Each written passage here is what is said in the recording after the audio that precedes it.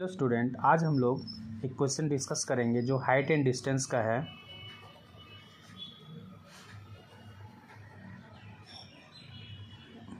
ये chapter height and distance का sample set का एक क्वेश्चन मैंने यहाँ कलेक्शन किया है।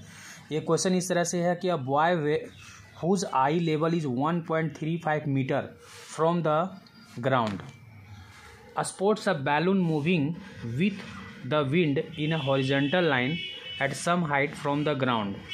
तो यहाँ पर जी यहाँ तक का जो क्वेश्चन है उसके अकॉर्डिंग क्या फिगर जो बनेगा, जैसे एक लड़का है जिसका आई लेवल 1.35 मीटर पे है फ्रॉम द ग्राउंड। देखिए लिखा हुआ है ना, boy whose eye level is 1.3 metre from the ground. तो यहाँ तक का जो फिगर है वो इस तरह से बनेगा। यहाँ पे आँख है, समझ लीजिए कि ये लड़का खड़ा स्टैंडली, यहाँ पे आँख है इसका। अब ये sports a balloon moving with the wind in a horizontal line at some height. कुछ स्टैंड पर एक बैलून जो है उड़ रहा है, सपोज करते हैं ये बैलून है हम लोग का यहाँ। तो horizontal sports a balloon moving with the wind in horizontal line. Horizontal line मतलब इस तरह से ये जो है ना हॉरिजेंटली लाइन पे मूव कर रहा है, इस तरह से हॉरिजेंटल लाइन इस तरह से ये मूव कर रहा है। अब है एट सम हाइट पे कुछ बैलून हमारा कहाँ से, फ्रॉम द ग्राउंड से कुछ हमारा इस तरह से मूव कर रहा है। The angle of elevation from the balloon from the eye, मतलब यहाँ से बैलून का जो एलिवेशन एंगल ऑफ एलिवेशन होगा वो कितना है, तो ये है balloon from the eye whose the boy and instant is 60 degree, ये हमारा 60 डिग्री है। और फिर after 12 second the angle of elevation reduces to 30 degree. कुछ सेकेंड के बाद बैलून का जो एंगल ऑफ एलिवेशन है इस तरह से वो हमारा 30 डिग्री हो रहा है।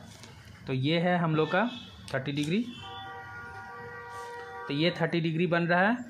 और ये कितना सेकेंड में बन रहा है, आफ्टर 12, ये जो 60 डिग्री से आफ्टर 12 सेकेंड के बाद जो एंगल ऑफ एलिवेशन जो बना वो 30 डिग्री जो बना वो 12 सेकेंड के बाद बना।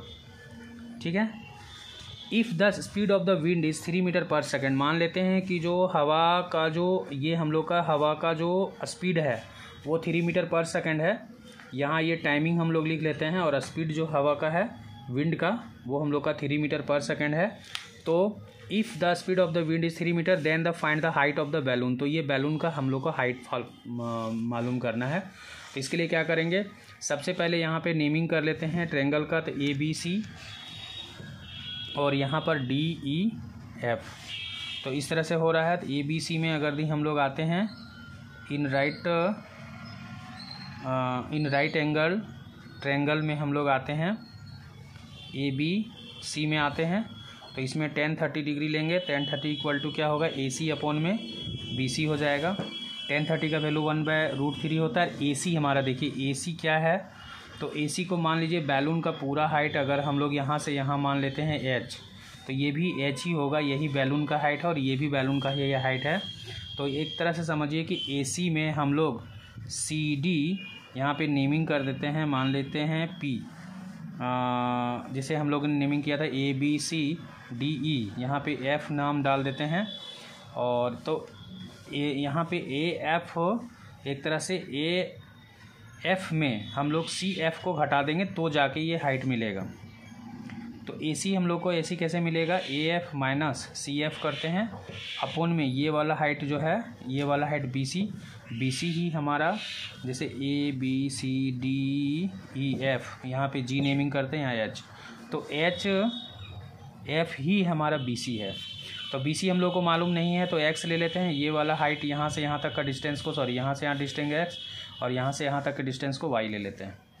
तो अब फिर 1/√3 हो गया। AF का जो वैल्यू है वो क्या था, H, और H में हम लोग का 1.35 सब्ट्रैक्ट कर देंगे, और HF का वैल्यू क्या है, X है।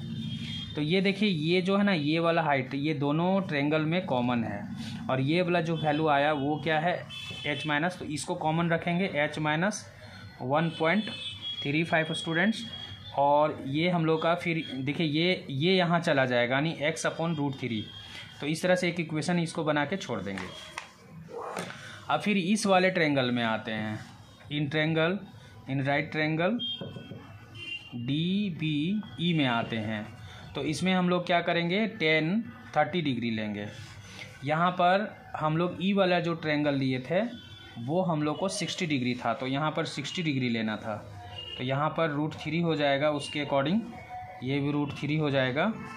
तो उसके हिसाब से ये हम लोग का जो होगा ना √3x हो जाएगा।